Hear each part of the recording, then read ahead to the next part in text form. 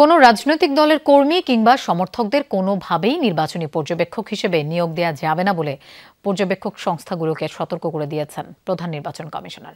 সকালে নির্বাচন কমিশন সচিবালয়ে পর্যবেক্ষক সংস্থার প্রতিনিধিদের সাথে সংলাপে একথা বলেন তিনি। বিকেলে সিএসসির সাথে বৈঠক করে বিএনপির একটি প্রতিনিধি দল, পরে দলটির স্থায়ী কমিটির সদস্য নজরুল ইসলাম খান বলেন, প্রবাসী ভোটার নিবন্ধনে সময় বাড়ানোর প্রস্তাব দেওয়া হয়েছে। শুধুমাত্র সিটি ব্যাংকে অ্যাকাউন্ট থাকলেই করতে পারবেন গুগল পে। তাই অ্যাকাউন্ট খুলুন আজই। ত্রয়োদশ জাতীয় নির্বাচন সামনে রেখে নির্বাচনী পর্যবেক্ষক সংস্থার প্রতিনিধিদের সঙ্গে ইসির সংলাপ। সকাল ও বিকেলের দুই পর্বে মোট ৮১টি সংস্থার প্রতিনিধিদের সাথে আলোচনা করে কমিশন। সংলাপে প্রধান নির্বাচন কমিশনার বলেন, জাতিকে একটি গ্রহণযোগ্য নির্বাচন উপহার দিতে প্রতিশ্রুতিবদ্ধ কমিশন। তাই নির্বাচন পর্যবেক্ষক সহ সকলের সহযোগিতা চান সিইসি। দেখলাম যে এখানে অনেক পুরনো সংগঠন সংস্থা আছেন যারা ইলেকশন অবজারভারের দায়িত্ব পালন করেছেন।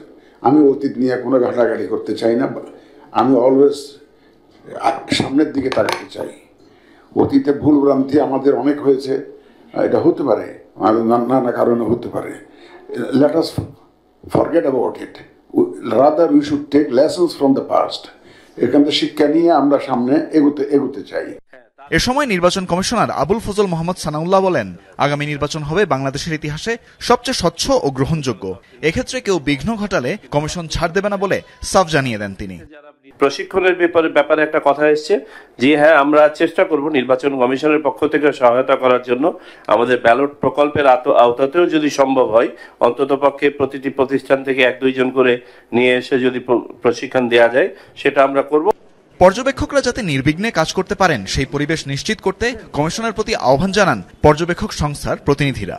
আমাদের কাজ হলো 3 দিন ব্যাপী, ভোটের আগের দিন, ভোটের দিন, তারপর দিন। কিন্তু তার আগেও আমরা চাইলে, কমিশন যদি চায়, তাদেরকে সহায়তা করতে প্রস্তুত। যদি কোনো প্রশিক্ষণ ম্যানুয়াল আপনাদের থেকে থাকে, এটাও যদি দিয়ে দেওয়া যায়, তাহলে কিন্তু আমরা নিজেরাও নিজেদের মধ্যে ইনহাউস আমরা প্রশিক্ষণ নিতে পারবো। বিকেলে সিইসির সাথে বৈঠক করতে নির্বাচন ভবনে যান বিএনপির একটি প্রতিনিধি দল, যার নেতৃত্বে ছিলেন দলের স্থায়ী কমিটির সদস্য নজরুল ইসলাম খান। তিনি জানান, যেসব দেশে প্রবাসীদের ভোটার হিসেবে নিবন্ধনের সুযোগ কঠিন, সেখানে সময় বাড়ানোর অনুরোধ করেছে বিএনপি। একই সাথে পাসপোর্টকে জাতীয় পরিচয়পত্রের বিকল্প হিসেবে ব্যবহারের পরামর্শও দেওয়া হয়। যেসব দেশে প্রবাসী বাংলাদেশিদের সংখ্যা বেশি, যেখানে যোগাযোগ ব্যবস্থা বা যাতায়াত ব্যবস্থা সমস্যা আছে, যেখানে তাদের নিবন্ধিত হওয়ার সুযোগ কঠিন, সেই সব জায়গায় নিবন্ধনের সময় বাড়ানোর জন্য আমরা আমাদের দলের পক্ষ থেকে অনুরোধ করেছি।